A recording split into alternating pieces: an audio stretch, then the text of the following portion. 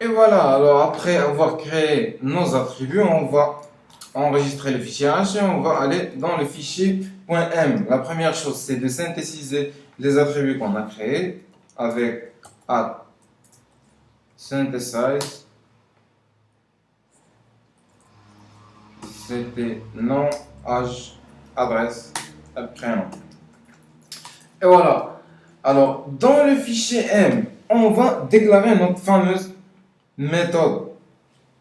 Alors, on va créer ici une méthode qui reçoit en paramètre non pas un objet ou une variable, mais un bloc. Un bloc qui va nous permettre d'appliquer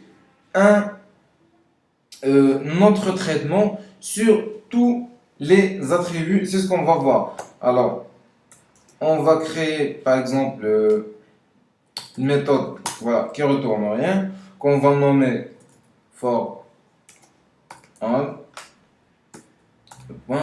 Voilà. Alors ici, comme on a dit, notre méthode va recevoir un bloc en paramètre. Alors on va le nommer bloc. Et ici, on va définir son type. Comme on a vu dans l'exemple précédent, on définit en premier le type de retour de notre bloc. Ici, il ne va rien retourner. On met le signe, puis l'objet, ou plutôt le paramètre qu'il va recevoir, que recevra le bloc lui-même. Alors, dans notre cas, il va recevoir tout simplement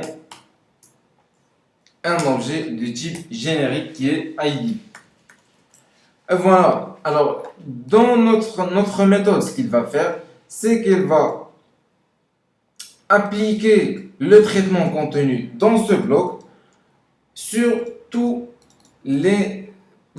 surtout les attributs qu'on a ici. Alors voilà, on trouve qu'on peut appliquer bloc sur, voilà, surnom, sur prénom, je vais copier ça, sur âge et sur adresse. Et voilà, ce que fait cette méthode, comme on a dit, c'est qu'elle reçoit en paramètre un bloc, comme on a dit au début, un bloc c'est une fonction, elle prend le bloc en paramètre et il l'applique sur tous les attributs qu'elle a. Voilà, pour que cette méthode soit accessible, on va copier sa signature dans le fichier H. Et voilà, notre objet est prêt. On retourne dans notre main, on importe la classe qu'on vient de créer, personne, et on commence. Alors, dans le auto-release pour, on va déclarer un objet de type personne. Ce sera personne, par exemple, je sais pas, ce sera perso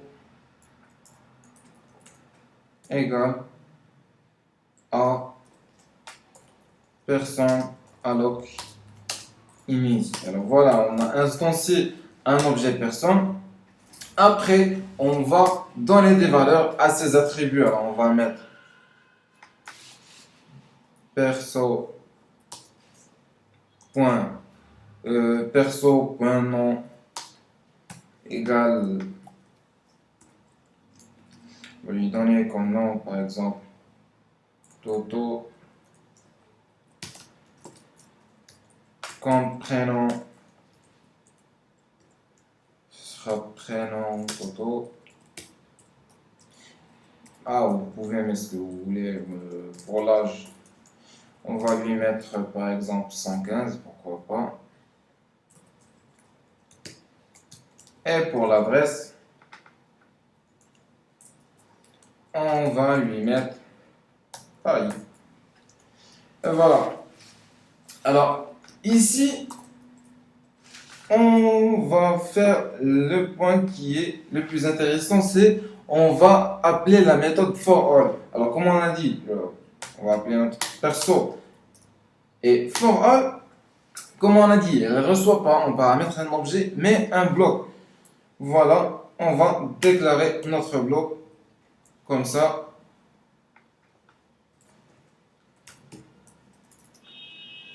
C'est ID.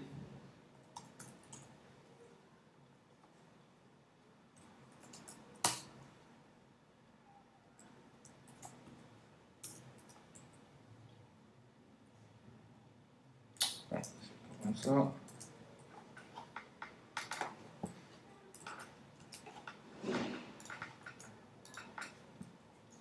Et voilà. Ici, on a passé en paramètre un bloc qui est le code sélectionné. Et à l'intérieur de ce bloc, on peut faire le traitement de notre choix. Alors, comme on a vu dans la déclaration de bloc, cette méthode-là, ce qu'elle fait, c'est qu'elle applique le bloc sur tous les attributs de la classe personne. C'est-à-dire, tout ce qu'on va appliquer ici sur le paramètre objet sera appliqué à tous les attributs, à savoir nom, prénom, âge et adresse. Alors, si je fais par exemple nslog, on va mettre par exemple ici, voilà ce que ça donne. Et on va le concaténer avec notre objet. Et voilà, on enregistre et on exécute. Voilà, on a le NSLog qu'on a fait est appliqué sur tous les objets. Alors, on a vu qu'en quoi notre traitement qu'on a passé en paramètre, notre bloc s'est appliqué à tous les attributs. Alors, voilà, c'est comme ça que se termine notre tutoriel. J'espère que cette vidéo a été une introduction, vous a aidé à vous familiariser un peu avec les blocs. Et je vous dis à bientôt sur fulljuice.com. Au revoir.